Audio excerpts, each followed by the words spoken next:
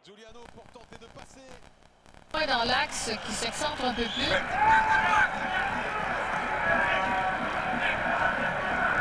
Vivement la fin de la saison pour eux et le repos. Oh oui. Le match la semaine prochaine. Mais si on est sûr de passer à la quart de finale, on verra peut-être Weber pour éviter d'aggraver cette blessure à Jordan. Il a fait un arrêt là-dessus. Si bien entendu blessure il y a. C'est notre pronostic, notre diagnostic du moins. Mais ça me semble quand même fort probable. Brown cédera sa place à Myers. Brown a disputé un match très exigeant physiquement, toujours forcé à se battre avec la défense centrale adverse. Et lui qui est là aussi, on brûlait beaucoup d'énergie. En plus de marquer un but. Ouais. Et quel but! Ah ben oui. Wow. Sur une pièce de jeu de gratter aidé de Jurickson, c'était beau à voir. Ici, c'est attention à Turcios qui tire. Oh, on est venu pas faire dévier. Dos Santos était bien placé devant le filet. Et voilà Brillant qui tente un dégagement raté. Là, on tire de loin à nouveau. C'est à l'extérieur. Et un Matt Jordan qui est sollicité de toutes parts en fin de match. Je comprends donc. Et on se sent épuisé. Alors Robert Brown ne regarde pas vers la table, pourtant il est rappelé pour une substitution. On va voir encore ce jeu. Oh là, ça a été touché par Ribeiro devant le filet, sinon ça se dirigeait directement vers le but. C'était cadré. Et encore une fois, on force Matt Jordan à faire une parade, à se lancer au sol. Alors si vraiment il y a blessure de son côté, eh bien c'est bien pour aider. C'est à Brown de se manier le chrono un peu là, parce qu'il y a jusqu'à temps qu'il va être ajouté plus tard. Alors, on va annoncer dans quelques secondes combien de minutes on va rajouter à cette deuxième demi, à ce match.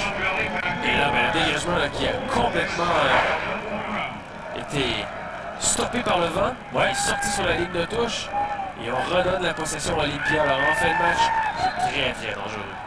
Nous sommes dans cette 90e minute de jeu. Et on semble rajouter du temps. Vouloir mettre beaucoup de temps. Alors il faudra voir si j'ai bien vu le boulot, là, la palette. Il n'y a pas eu de blessure sérieuse. 3 minutes. Il n'y a pas eu de but. Alors 3 minutes, ça me semble raisonnable. Ouais, c'est raisonnable. C'est dans la moyenne des pas. Parce que j'ai vu un 6 tout à l'heure sur ce petit tableau, là, c'est 4. Ça aurait été un scandale. Oui. Ça aurait été un véritable scandale.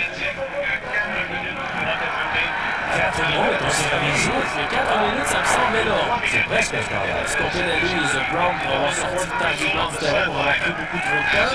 Est-ce qu'on accuse l'impact d'avoir été un peu trop long dans ses remises en jeu? Peut-être. 4 minutes. Du temps en masse pour marquer le but. Ouais. Ben, 1 minute a suffi en première demi, hein.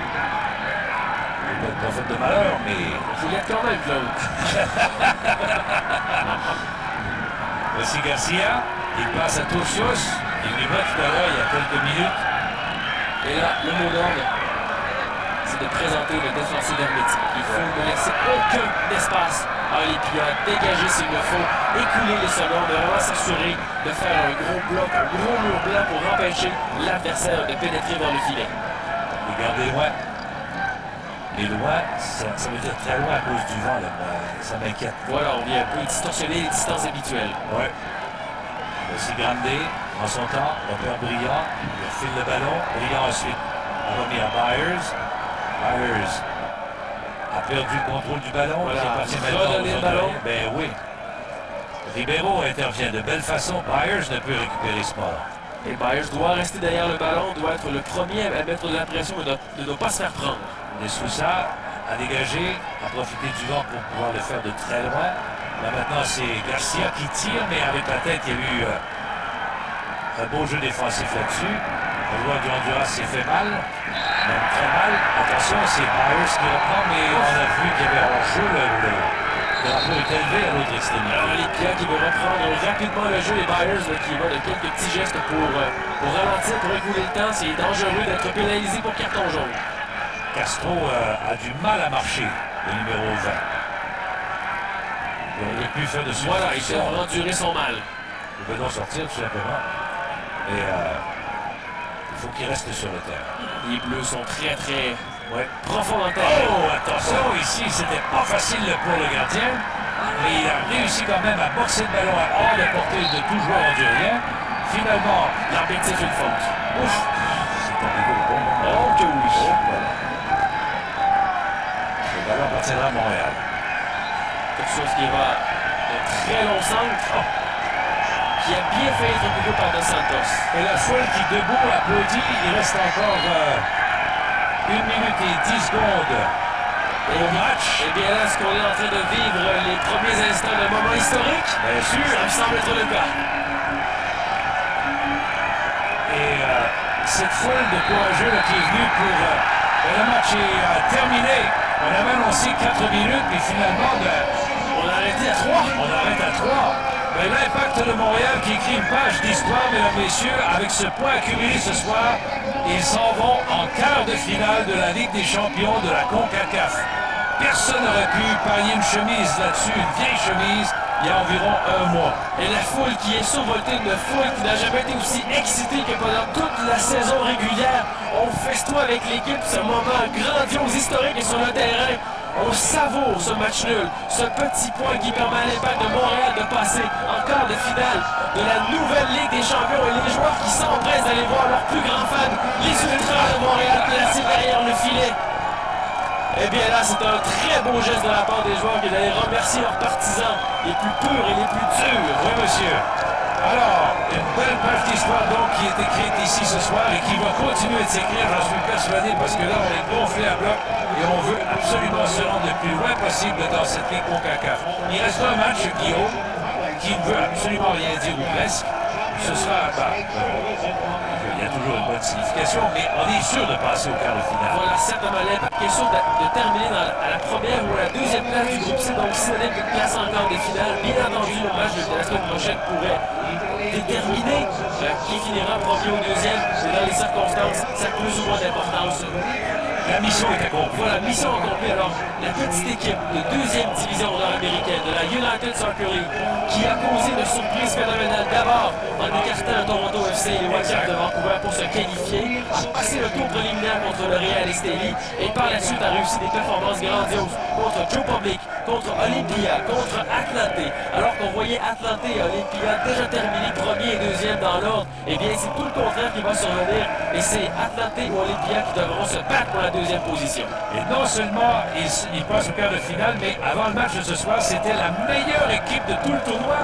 L'équipe qui avait le meilleur dossier. Alors franchement, avant le début de cette compétition, peu de personnes auraient vu l'Impact se rendre là et dire qu'on aura du soccer montréalais au mois de février. Incroyable. La marque finale donc, l'Impact de Montréal 1, le CD Honduras 1 et l'Impact de Montréal qui passe assurément à l'étape suivante, le quart de finale de la Ligue des champions de la CONCACAF.